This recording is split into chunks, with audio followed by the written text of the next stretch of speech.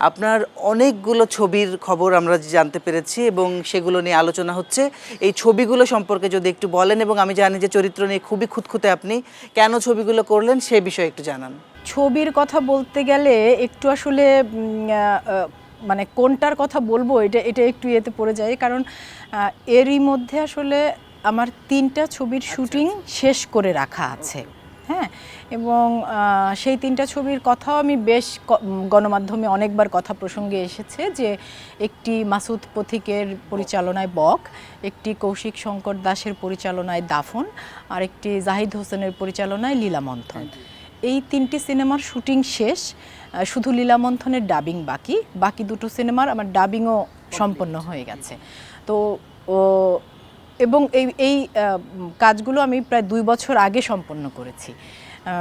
এই কাজগুলো কবে দর্শকদের সামনে আসবে সেটা আসলে পরিচালকরা ভালো বলতে পারবেন, কারণ অভিনেতা হিসেবে আমার সকল কাজ শেষ। আর আরেকটা সিনেমার কথা যে তুমি বলছিলে যে সিনেমা আলী জুলফিকার জাহেদির, ওটার নামই সিনেমা। তো সেই সিনেমাটাতে চুক্তিবদ্ধ হয়েছি এবছরের একেবারে মানে শীতে, এবং পরিচালক বলেছিলেন যে এই আগামী শীতে আমাদের শুটিং পরিকল্পনা, কিন্তু সেখানে আবার তিনি বলে রেখেছেন যে আসলে এখন দেশের রাজনৈতিক পরিস্থিতি যা, বা সার্বিকভাবে যেহেতু ঢাকার বাইরে শুটিং করার ব্যাপার আছে, আউটডোর, তো সব কিছু মিলে সার্বিক নিরাপত্তা, পুরো টিমের নিরাপত্তা, সেই সকল কিছু অনুযায়ী আসলে তিনি সিদ্ধান্ত নেবেন, হয়তো শুটিং ডেটটা আরেকটু পেছাতে পারে। আর এরই মধ্যে আমি ঠিক গত সপ্তাহেই আরও একটি স্বল্পদৈর্ঘ্য চলচ্চিত্রে চুক্তিবদ্ধ হয়েছি, এবং ওখানেও মজার বিষয় হচ্ছে কন্ট্রাক্ট পেপারে ওরা লিখেছে যে আসলে দেশের পরিস্থিতির উপর নির্ভর করছে শুটিং। হ্যাঁ, সেই সিনেমাটি সাইদুর রানার একটি স্বল্পদৈর্ঘ্য চলচ্চিত্রে চুক্তিবদ্ধ হয়েছি। ওটাও শুটিং হোক বা আমার ধারণা পরিচালকের টিম থেকেই জানানো হবে।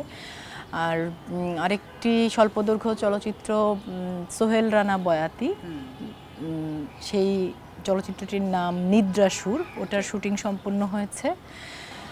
এই তো। আর তুমি আরেকটা সিনেমার যে কথা বলছিলে, পুরনো, জি, উনাদিত্য সিনেমাটার শুটিং করেছিলাম আমরা 2008 সালে, আমার একেবারে স্পষ্ট মনে আছে। তার মানে বেশ পুরনো। হ্যাঁ, বেশ পুরনো। এবং সে বছর আমি পরপর 3টি সিনেমার শুটিং করেছিলাম। প্রথমে রাজিবুল হোসেনের উনাদিত্য, তারপর করেছিলাম আশিস খন্দকার, আমাদের দেশের অত্যন্ত জনপ্রিয় গুণী অভিনেতা, তার পরিচালনায় একটি সিনেমা বাথান। তারপর করেছিলাম এনামুল করিম নির্ঝরের পরিচালনায় একটি সিনেমা যেটির নাম ছিল নমুনা। দুর্ভাগ্যই আমি বলবো, দুর্ভাগ্যবশত একটি সিনেমাও সে সময় মুক্তি পায়নি। এবং রাজিবুল হোসেনেরই আরও একটি সিনেমা, প্রথম সিনেমা বালুঘড়ি, যে সিনেমাটিতে কায়েস চৌধুরী অভিনয় করেছিলেন, ফারহানা মিলি আমাদের মনপুরার অভিনেত্রী, খুব পরে অনেক কাজ করেছে। মনপুরা তো একেবারে আমাদের সুপার হিট ছবি, গত 10-15-20 বছরের সবচাইতে হিট ছবির মধ্যে একটি। তো মিলি কাজ করেছে, আরও অনেক অভিনয়, ওয়াহিদা মল্লিক জলি, আর অনেক অভিনয় শিল্পীরা আছেন। ওই সিনেমাটার শুটিং করেছিলাম আমরা 2005 সালে। তো রাজিবুল হোসেনের তখন কি 35 মিলিমিটারের কাজ করতেন? না, ডিজিটাল ফরম্যাটে। ও, তার মানে এই ছবিগুলো বোধহয় একদম ডিজিটাল যাত্রার শুরুর কাজ, একেবারে শুরুর একদম। আমরা জানি যে মানে নুরুল আলম আতিকের ডুবসাঁতারকে বলে যে ডিজিটাল ছবির মধ্যে বোধহয় প্রথম, কিন্তু এটা তো আরো আগের গল্প শুনছি, তাই না? এবং রাজিবুল হোসেন সে সময় তিনি জাহাঙ্গীরনগর বিশ্ববিদ্যালয়ে পড়তেন ফিল্ম, এবং কায়েস ভাই সে বিশ্ববিদ্যালয়ের শিক্ষক ছিলেন।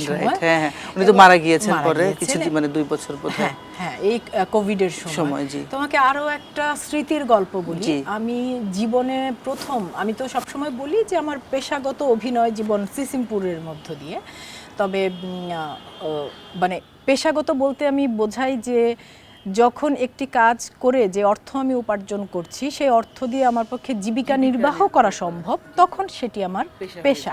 হ্যাঁ, তো সেটার সূত্রপাত সিসিমপুর 2004 সালে। তবে আমি জীবনে প্রথম ক্যামেরার সামনে দাঁড়িয়েছিলাম 2002 সালের 14ই ফেব্রুয়ারি, কায়েস চৌধুরী পরিচালিত একটি নাটকে। আমার জীবনের প্রথম কাজ বিটিভিতে না, সেটি এনটিভিতে প্রচার হয়েছে। টাঙ্গাইলে শুটিং করেছিলাম আমরা, মামুনুর রশিদ ছিলেন, আপনার নিজের এলাকাতে। হ্যাঁ, তো কায়েস ভাইয়ের সাথে ওই কাজটা করার পর কায়েস ভাইয়ের পরিচালনায় তারপর যখন রাজীব ভাই কায়েস ভাইয়ের স্টুডেন্ট ছিলেন, আচ্ছা। রাজীব ভাই যখন এই ফিল্ম ওইভাবে পরিচয় আসলে। কায়েস ভাই আমাকে মানে রাজীব ভাইকে সাজেস্ট করেছিলেন যে এই চরিত্রটাতে রুনাকে কাস্ট করো, ও ভালো করতে ও ভালো করবে এরকম। তো ওই যে 2005 আর 8 কত বছর আগে বলো, 20 বছর, তখন আসলে ছবিগুলো মুক্তি দেওয়া সম্ভব হয়নি। মাঝখানে ছবিগুলোর হার্ড কপি মানে পেন ড্রাইভ হারিয়ে গিয়েছিল, এটা একটু লম্বা গল্প। পরিচালক অনেক কষ্ট করে যেসব উদ্ধার করতে পেরেছে এবং তিনি এআই ফরম্যাটের মাধ্যমে এখন আবার নতুন করে মিউজিক সে সমস্ত কারেকশন করে ছবিগুলো মুক্তি দেবার দুটো ছবি মুক্তি দেবার চেষ্টা করছেন। চিন্তা এবং চেষ্টা করছেন।